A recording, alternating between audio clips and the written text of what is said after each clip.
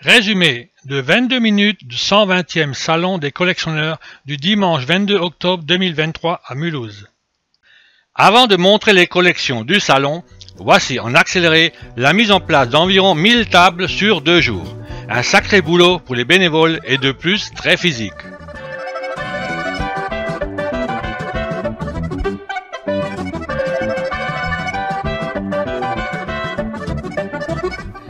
C'est l'heure d'aller déjeuner. L'heure de reprendre après avoir bien mangé.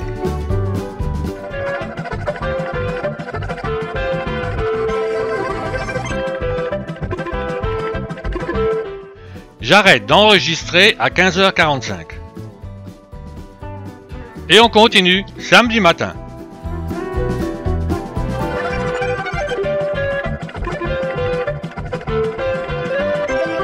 J'arrête l'enregistrement à 11h. Je ne peux pas rester vu que j'ai un autre enregistrement à faire à la résidence EHPAD l'Arc l'après-midi. Une vue d'ensemble des tables déjà placées. Les bénévoles termineront l'après-midi. Dimanche matin 22 octobre à 8h50, déjà du monde, avant l'ouverture prévue à 9h. 9h, entrée des visiteurs et séquence en accéléré rapide.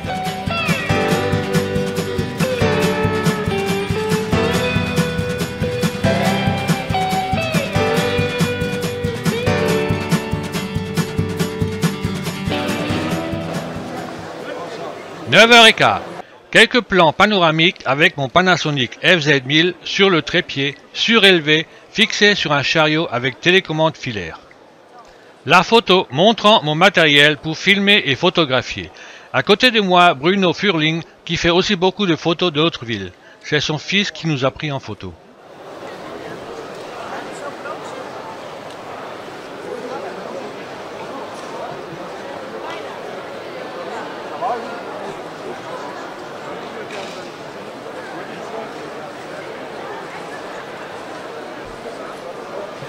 Pour info, il y avait environ 200 exposants dans la salle.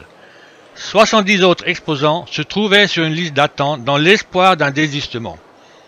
À peine 8 jours après la fin de ce 120e salon, près de 30% d'exposants ont déjà réservé pour le 11 février 2024. C'est vraiment un salon international. Il y avait des exposants venus d'Espagne, de Suisse, d'Allemagne, du Luxembourg, de la Belgique et de Hollande, et j'en oublie certainement.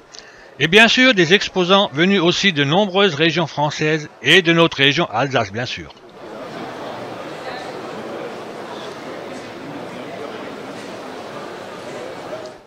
Le plan du salon. Mettez sur pause pour mieux étudier ce plan. J'ai commencé à parcourir les allées depuis le fond arrière gauche. Les flèches montrent le sens de marche. Photo de mon ami Bruno avec mon chariot. On voit le trépied avec ma caméra GoPro Hero 8 pour filmer tout au long de toutes les tables des exposants et le Panasonic FZ1000 pour d'autres vidéos et des photos. Vous allez voir maintenant tous les exposants en accéléré.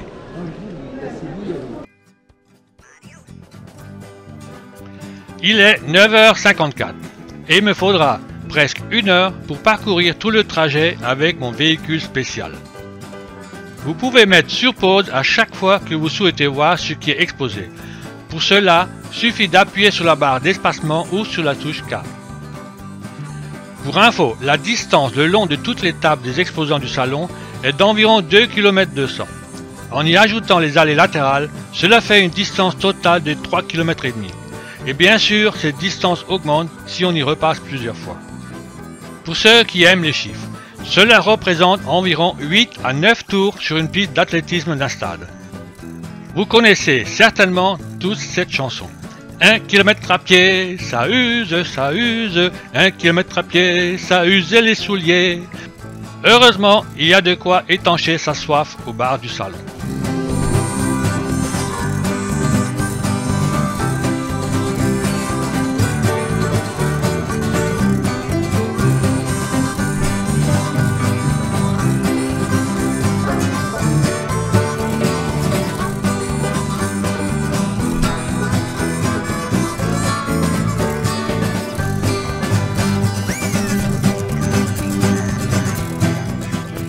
C'est aussi incroyable le nombre de personnes, d'amis qu'on rencontre dans ce salon.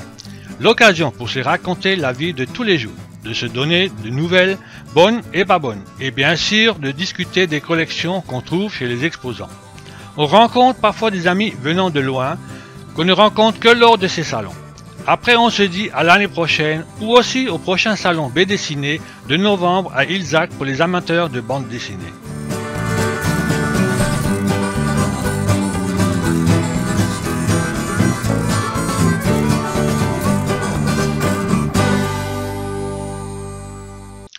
Il faut le dire et redire. Sans les nombreux bénévoles du club Les Chasseurs d'Images de Mulhouse, il serait impossible d'organiser un si grand salon 2 fois dans l'année. 2 jours avant pour la mise en place des tables, chaises, grillages, etc. Et après, il faut aussi tout ranger. Tous ces bénévoles ne sont plus tellement jeunes et physiquement, il faut tenir le coup. Pas mal de retraités. Ces bénévoles sont aussi présents toute l'année à d'autres expos organisées par le club. Je pense que de nouveaux volontaires bénévoles seraient les bienvenus. On remarque bien tout au long des tables la riche variété des collections exposées. Il y en a pour tous les goûts.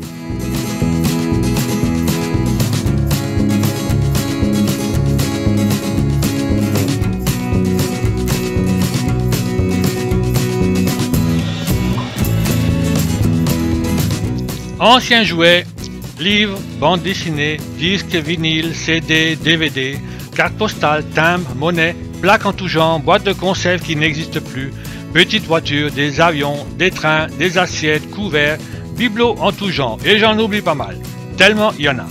En déambulant le long des tables, on fait toujours de nombreuses découvertes.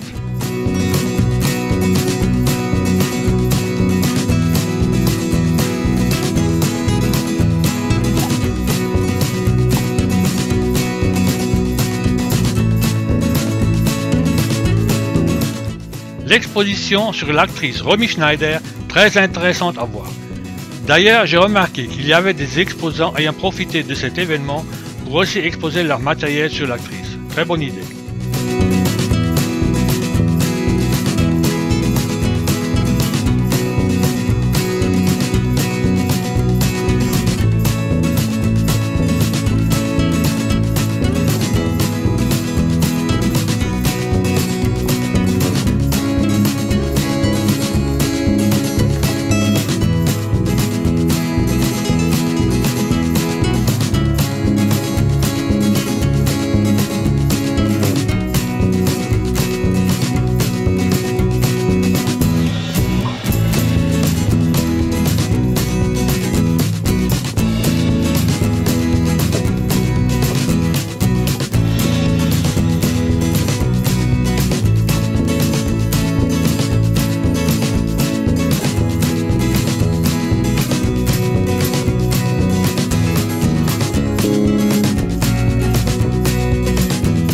Je passe aussi devant les exposants de tout ce qui est parfumerie et flacons en tout genre. Il y a vraiment l'embarras du choix.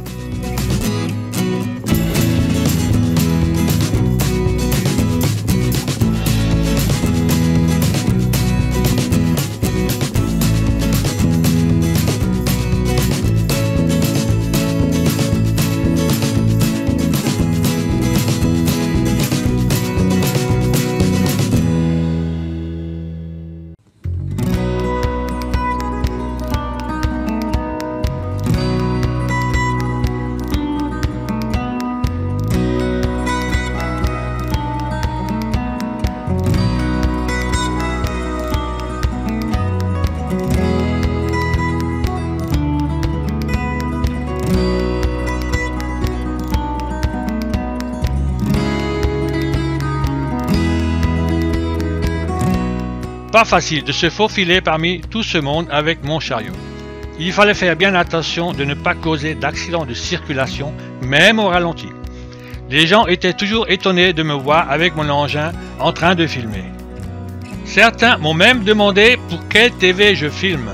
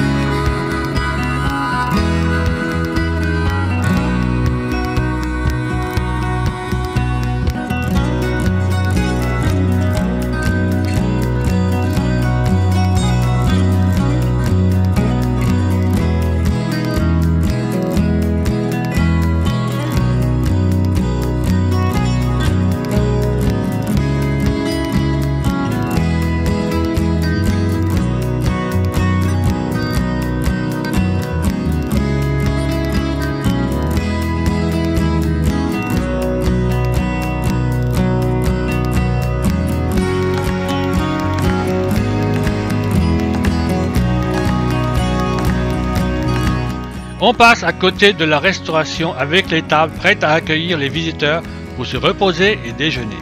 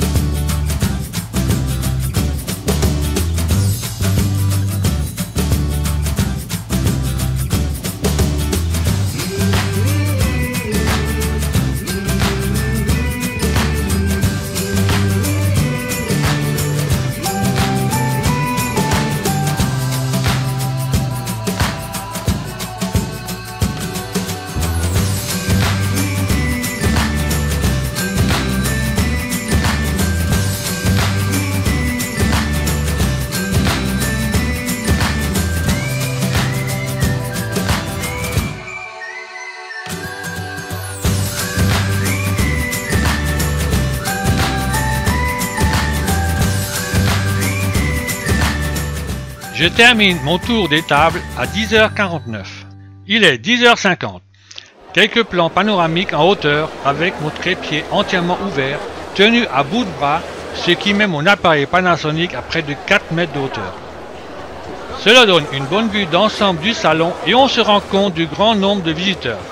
Pour ce dimanche, il y avait un peu plus de 1600 visiteurs payants. Cela montre aussi que c'est un des salons de collectionneurs le plus important de France.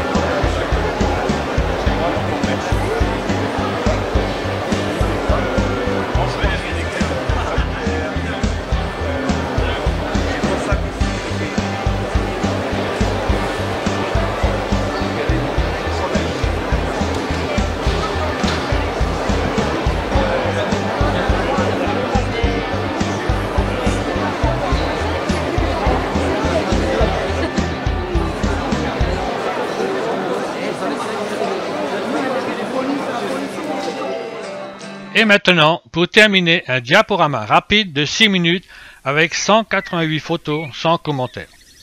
Pour admirer les photos plus longuement, suffit de mettre en pause avec la barre d'espacement ou la touche K.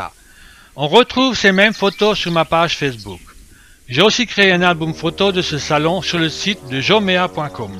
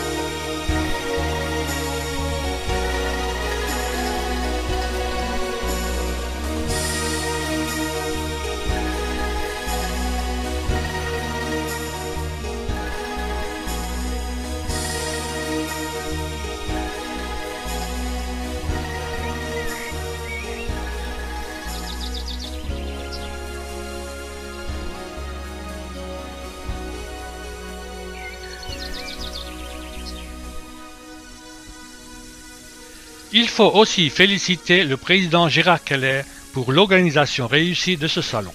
Comme beaucoup de bénévoles, il n'est plus tellement jeune, mais continue toujours avec beaucoup d'enthousiasme à faire plaisir au milieu de collectionneurs d'Europe. Faut espérer qu'il continuera encore longtemps avec sa formidable équipe de fidèles.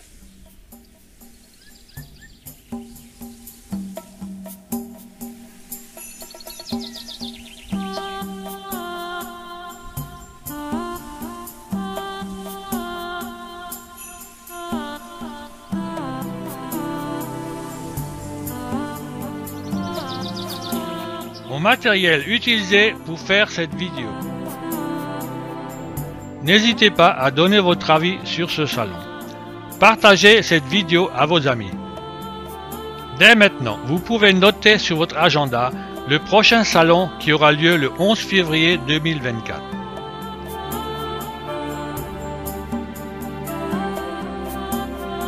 Merci d'avoir regardé jusqu'à la fin. À bientôt pour d'autres vidéos.